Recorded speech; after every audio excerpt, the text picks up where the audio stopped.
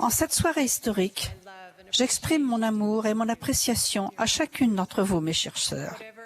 Quel que soit notre âge, le lieu où nous nous trouvons ou notre situation, nous sommes rassemblés ce soir dans l'unité, la force, ayant un objectif et le témoignage que notre Père céleste, notre Sauveur Jésus-Christ, ainsi que notre prophète Russell Nelson, nous aime et nous guide.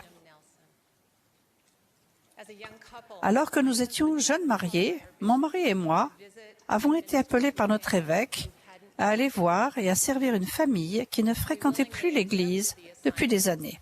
Nous avons accepté la tâche volontiers et nous lui avons rendu visite quelques jours plus tard. Il nous est apparu tout de suite très clairement que ces personnes ne désiraient pas de visiteurs venant de l'Église. Aussi, lors de notre visite suivante, nous y sommes allés avec une assiette de cookies, certains que les morceaux de chocolat feraient fondre leur cœur. Cela n'a pas été le cas. Le couple nous a répondu au travers de la porte grillagée, nous faisant savoir plus clairement encore que nous n'étions pas les bienvenus.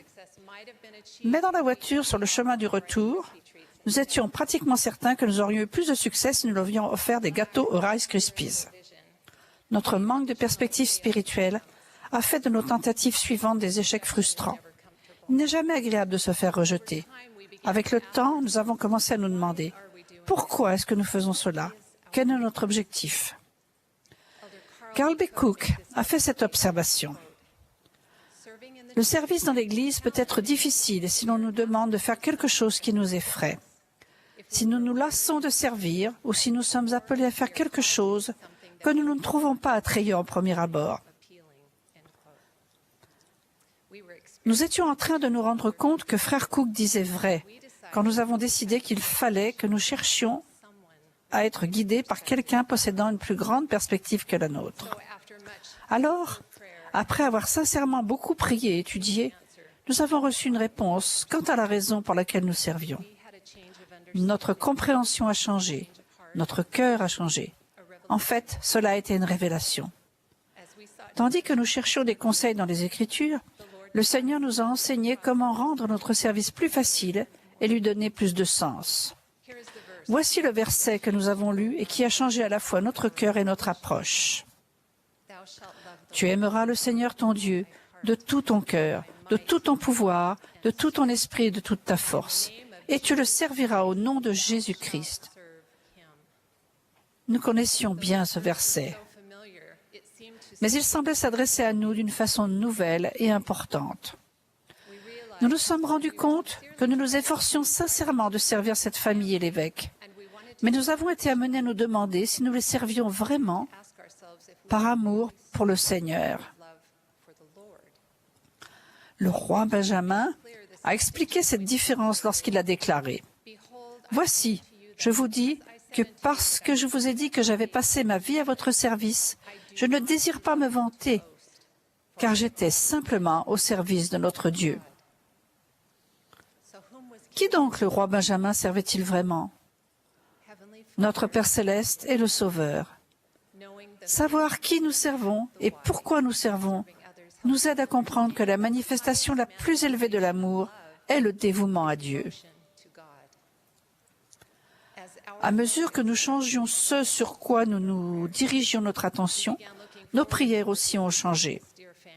Nous avons commencé à aimer rendre visite à cette famille du fait de notre amour pour le Seigneur. Nous le faisions pour lui. Il a fait en sorte que l'épreuve n'en soit plus une. Après nous avoir laissés sur le pas de la porte pendant de nombreux mois, la famille a commencé à nous laisser entrer chez elle. Nous en sommes venus à prier et discuter régulièrement de l'Évangile. Une amitié durable s'est développée. Nous adorions et aimions le Seigneur en aimant ses enfants. Vous souvenez-vous d'une fois où vos actions sincères pour aider quelqu'un dans le besoin vous ont laissé le sentiment que la personne ne les avait pas remarquées ou appréciées, ou les avait peut-être même rejetées? À ce moment-là, avez-vous remis en cause la valeur de votre service? Si tel est le cas, puissent les paroles du roi Benjamin remplacer vos doutes et même votre peine. Vous êtes simplement au service de votre Dieu. Plutôt que de nourrir du ressentiment, nous pouvons édifier, par le service, une relation plus parfaite avec notre Père céleste. Notre amour et notre dévouement envers lui prennent le pas sur notre besoin de reconnaissance et d'appréciation et permettent à son amour de se déverser en nous et à travers nous. Parfois, au début, nous servons par obligation ou par devoir. Mais même cette façon de servir peut faire naître en nous un sentiment plus élevé qui nous amènera à un service basé sur la voie par excellence, ou comme dans l'invitation du président Nelson, à une manière nouvelle et plus sainte de veiller sur les autres et de les servir. Fin de citation. Quand nous nous concentrons sur tout ce que Dieu a fait pour nous, notre service naît d'un cœur rempli de gratitude. En nous souciant moins de la manière dont notre service nous profitera, nous prenons conscience que, lorsque nous servons, notre sens d'attention se porte sur Dieu en premier. Président Russell Ballard a enseigné « Ce n'est que lorsque nous aimons Dieu et le Christ de tout notre cœur, de toute notre âme et de toute notre pensée, que nous pouvons exprimer cet amour à nos prochains par des actes de gentillesse et de service. » Fin de citation. Le premier des 10 commandements réitère ce principe de sagesse divine. « Je suis l'Éternel ton Dieu. Tu n'auras pas d'autre Dieu devant ma face. » L'ordre dans lequel ce commandement apparaît nous permet de comprendre que si nous faisons de Dieu notre priorité principale, tout le reste finira par prendre la place qui lui revient, même notre service à autrui. Quand nous choisissons délibérément d'accorder au Seigneur la première place dans notre vie, alors il est en mesure de bénir nos actions pour qu'elles contribuent à notre bien et à celui d'autrui. Le Seigneur a dit « Tournez-vous vers moi dans chacune de vos pensées. » Chaque semaine, c'est exactement de cela que nous faisons alliance, nous souvenir toujours de lui. Pouvons-nous diriger notre attention vers Dieu dans tout ce que nous accomplissons? Est-ce que même une tâche sans intérêt peut devenir une occasion de lui démontrer notre amour et notre dévouement? Je pense que c'est possible et que ce sera le cas. Nous pouvons faire de chaque point inscrit sur notre liste de tâches à accomplir un moyen de le glorifier. Pouvons-nous considérer chacune de ces tâches comme un honneur et une occasion de le servir, même lorsque nous sommes accaparés par les échéances, les responsabilités et les couches à changer? Comme Ammon l'a dit, « Oui, je sais que je ne suis rien. Pour ce qui est de ma force, je suis faible. C'est pourquoi je ne me vanterai pas de moi-même, mais je me vanterai de mon Dieu, car avec sa force, je peux tout faire. » Quand servir notre Dieu devient notre priorité principale dans la vie, nous nous perdons, mais en temps voulu, nous nous trouverons. Le Sauveur a enseigné ce principe très simplement et très directement. Que votre lumière luise ainsi devant les hommes, afin qu'ils voient vos bonnes œuvres et qu'ils glorifient votre Père qui est dans les cieux. Voici quelques paroles pleines de sagesse qui se trouvent sur le mur d'un orphelinat de Calcutta en Inde. Si vous êtes gentil, les gens vous accuseront peut-être d'arrière-pensée égoïste. Soyez gentil quand même. Ce que vous passez des années à construire, quelqu'un le détruira peut-être en une nuit. Construisez quand même.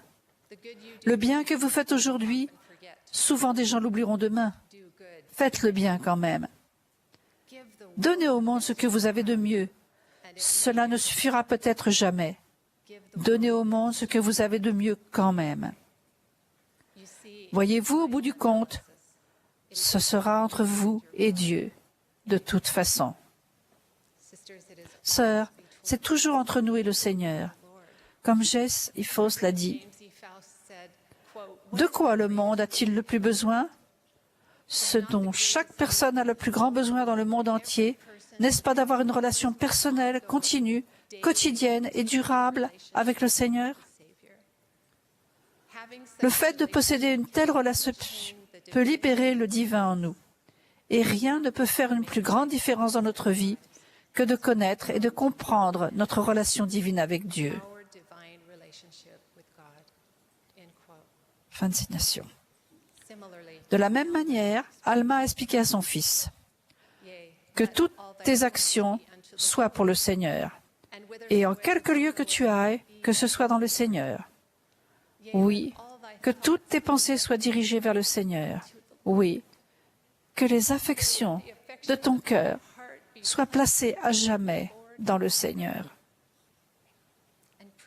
Le président Nelson a également enseigné, une fois que nous comprenons l'expiation qu'il a accomplie volontairement, toute impression de sacrifice de notre part est complètement effacée par un sentiment profond de gratitude pour l'honneur qui nous est donné de le servir. Fin de citation. Sœurs, je témoigne que, lorsque Jésus-Christ, par le pouvoir de son expiation, agit sur nous et en nous, il commence à agir à travers nous pour bénir les autres. Nous les servons, mais nous le faisons en l'aimant et en le servant lui. Nous devenons ce que l'Écriture décrit ainsi. Chacun et chacune, cherchant l'intérêt de son prochain et faisant tout, l'œil fixé uniquement sur la gloire de Dieu. Peut-être que notre évêque savait que c'était la leçon que mon mari et moi tirerions de ces premiers actes bien intentionnés, mais imparfaits, pour servir les fils et les filles bien-aimés du Seigneur. Je témoigne personnellement et avec certitude de la bonté et de l'amour qu'il déverse sur nous, quand nous nous efforçons de le servir au nom sacré de Jésus-Christ. Amen.